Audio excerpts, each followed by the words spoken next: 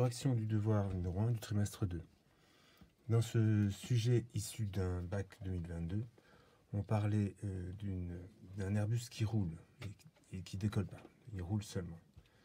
La force de traction évoquée dans la première question, exercée par les moteurs, ne saurait être que dans le sens du mouvement. Elle est horizontale et dans le sens du mouvement. Représentons-la. En représentant de nouveau l'Airbus comme un simple rectangle, la force de traction dans le sens du mouvement de gauche à droite horizontale.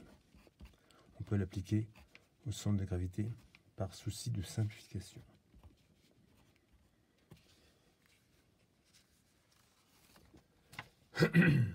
Les deux autres forces dans la question 2 s'exerçant sur l'avion. De façon classique, on a bien sûr le poids.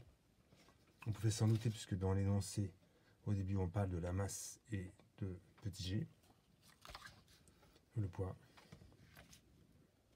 appliqué au centre de gravité.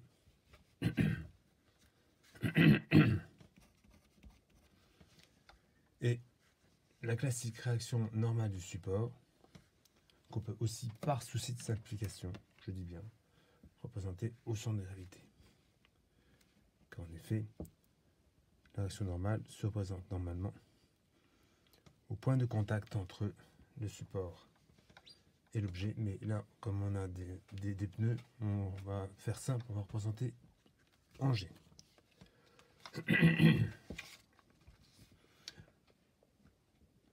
Calculer la valeur, troisième question, calculer la valeur de chacune de ces forces, autre que la force de traction, en justifiant avec rigueur votre démarche.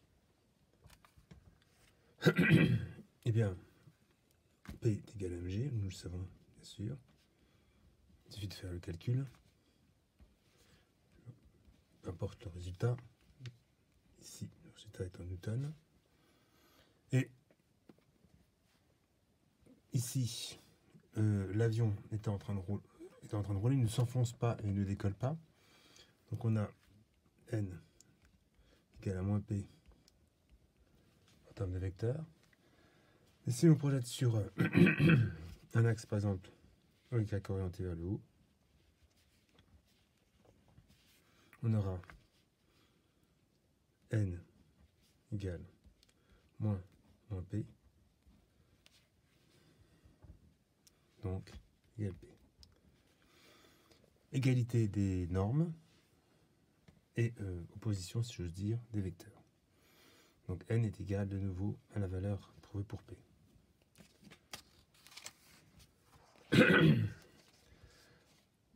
Imaginons donc on se passe à un temps t égale 0. On appuie sur le chronomètre. Désolé pour ce chat dans la gorge. On demande d'appliquer le principe fondamental de la dynamique pour montrer que l'on peut écrire que Ft est égal à ma.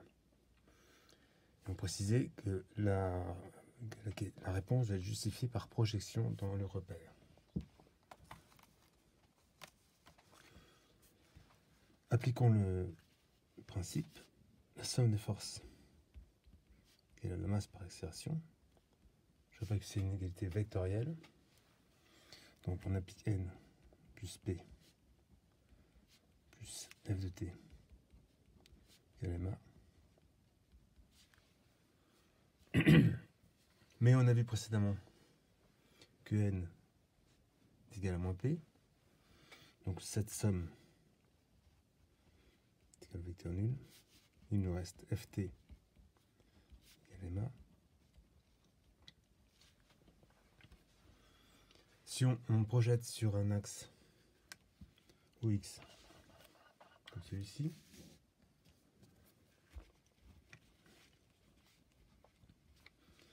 l'accélération qu'on ne représente pas, mais s'il fallait la représenter, serait comme ceci.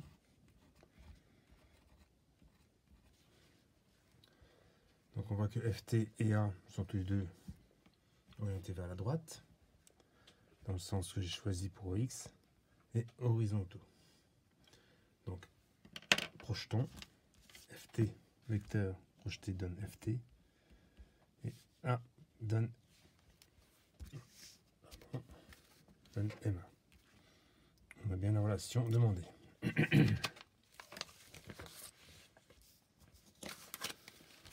On demandait ensuite, désolé, la valeur de ft. Bon, c'est un simple calcul. On le remplace. On va trouver une valeur. En newton, bien pas. Là, il n'y a pas de piège. La masse est 1 kg, donc pas de conversion à faire.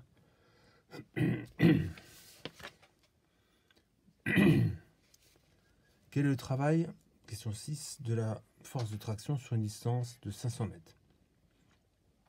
C'est pour ça que l'accélération ne change pas. Donc la force est constante en valeur, direction et sens. C'est important, puisque la relation vue en cours sur le travail n'est applicable que dans ce cas.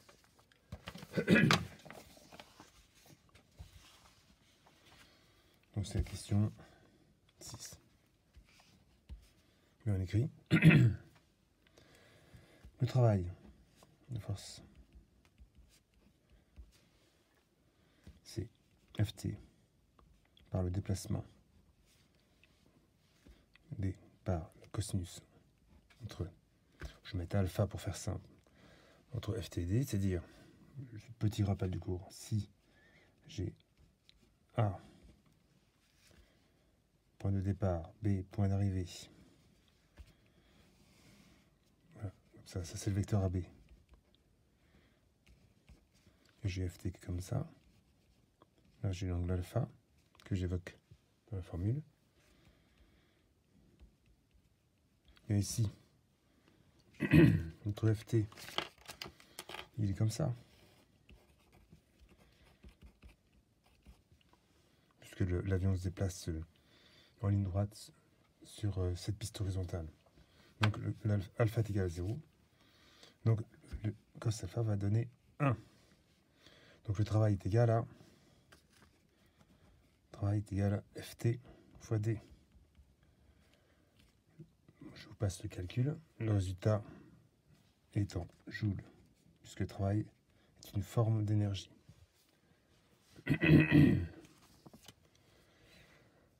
Pourquoi les questions 7, pourquoi les deux autres forces sont un travail nul? Bien parce que elles sont toutes les deux, on le voit, l'avion se déplace de A vers B.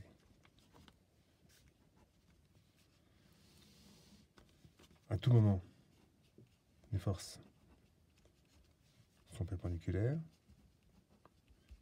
tout moment de déplacement, je peux le faire une infinité de fois. Donc l'angle alpha évoqué précédemment est égal à plus ou moins 90 degrés. Donc cos alpha est égal à 0. Donc les travaux de P comme ceux de N sont nuls.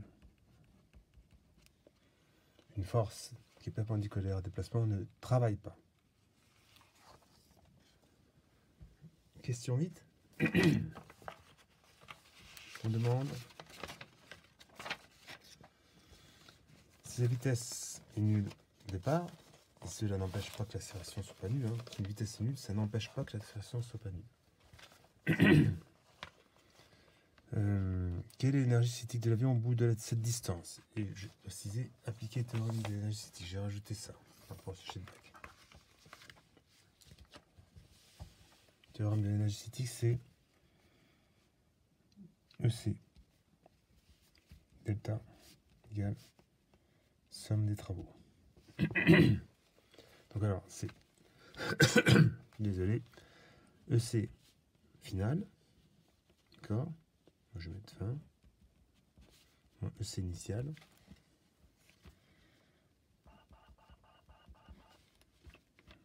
donc ça c'est delta EC, que je vais écrire delta EC, mais on précise que la vitesse initiale est nulle, donc l'énergie cinétique est nulle. Ça disparaît, puisque ça, je suis une fois de plus, EC, c'est 1/2 de mv au carré. Il nous reste, alors, je m'occupe aussi de la somme des travaux. On a vu que le travail de P, comme le travail de N, sont nuls.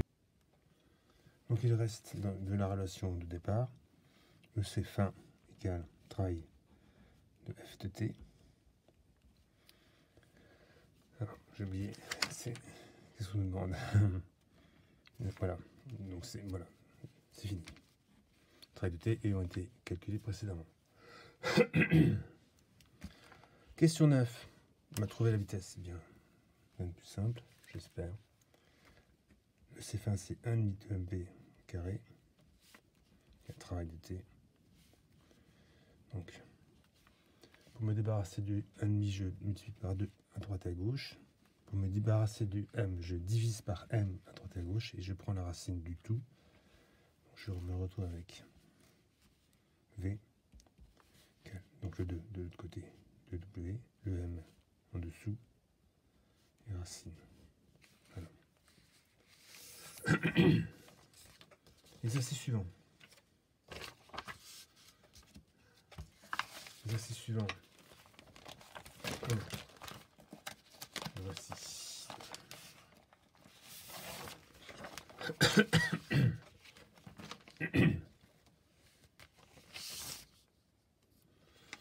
C'est un panneau solaire photovoltaïque classique.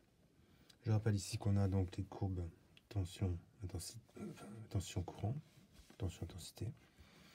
On voit que sur une plage pratiquement là de 0 à 20 volts, on peut dire qu'on a un générateur de courant idéal, enfin constant, hein, puisque la courbe est horizontale, et à partir d'un certain voltage, la densité chute, la cellule ne peut plus suivre. Les questions posées étaient normalement apportées essentiellement sur le cours. Un dispositif expérimental vu ensemble, donc en TP. Bien.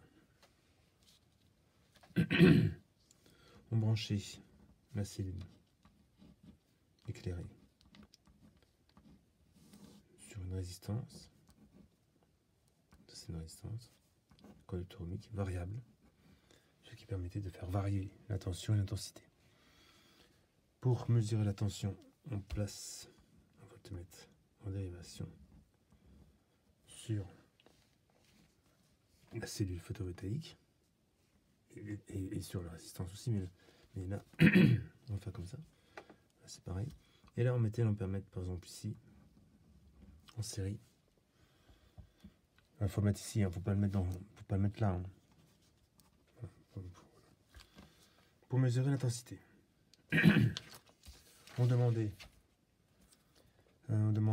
alors, pour un éclairement de 1000 watts par mètre carré, donc l'éclairement qui porte ce nom de puissance surfacique parce que c'est une puissance watt sur surface mètre carré, ou irradiance.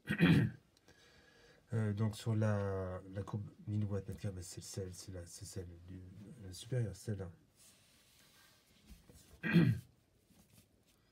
Les valeurs approchées de ICC, c'était là. C'est le courant de court-circuit. Quand la tension est nulle, donc la tension est nulle, je me mets là. Donc le courant quand U égale 0, c'est ici. Et la tension de court-circuit, ou tension vide, bien. Quand j'ai pas de courant, je suis là. La tension, elle est là. Donc ICC c'était là. Et UC0, c'est là. Donner les valeurs UI du point de fonctionnement qui correspond à la puissance maxi. Alors, on avait en cours et en TP. Donc, je recommence. Je donc découpe comme ça, ok. Voilà.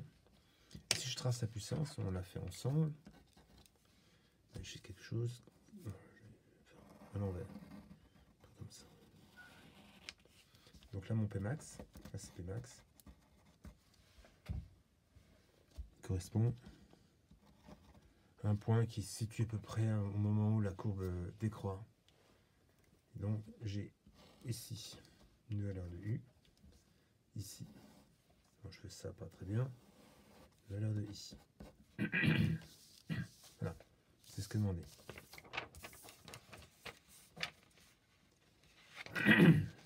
Vraiment désolé pour ce chat dans la gorge. Donc la lettre, donc P était là, P était là. C'est-à-dire là, c'est là,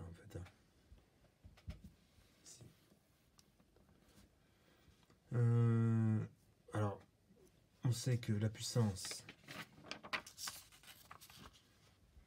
c'est P égale UI.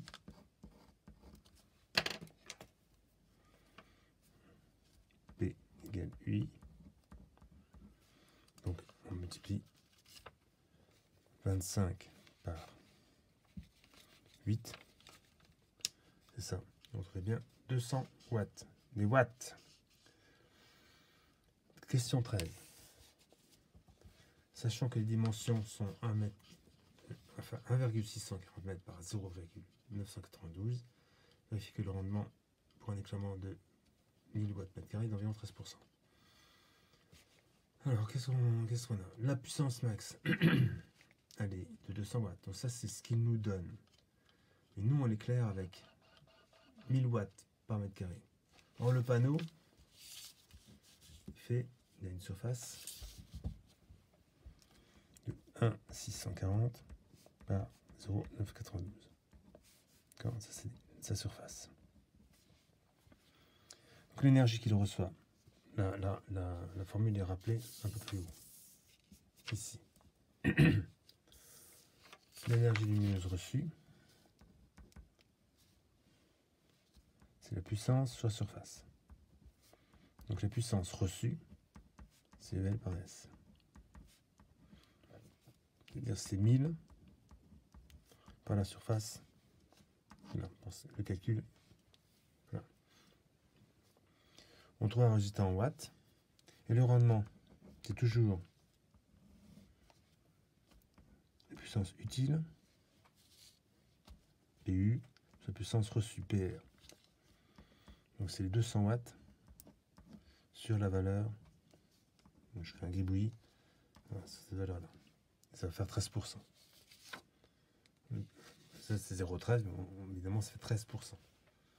14e question. La longueur d'onde la plus efficace, c'est 350 nanomètres. On donne H, on donne un électronvolt. Donc, première question, cette radiation fait-elle partie du spectre visible? Ultraviolet ou infrarouge? Rappel. 400. 800. Ici, c'est le UV. Ici, c'est le visible. Ici, c'est les infrarouges. Donc, c'était des ultraviolets. Calculer l'énergie du photon et sa fréquence. L'énergie, c'est Hc sur lambda. C est à savoir, c'est 3 10 puissance 8. Vous devez le savoir. 3 10 puissance 8. H est donné. Lambda, c'est 350 10.9. Et vous trouvez un résultat en jeu, peu importe la valeur. Dernière question, la fréquence, comment on l'a trouvée? Il y a plusieurs façons. On peut écrire que lambda égale C fois la période, c'est-à-dire C sur la fréquence. Je suis dans un petit coin là. Donc la fréquence, c'est C sur la longueur d'onde. C, c'est 3 10 puissance 8. Vitesse de la lumière dans le vide. Sur la longueur d'onde, 350 10-9.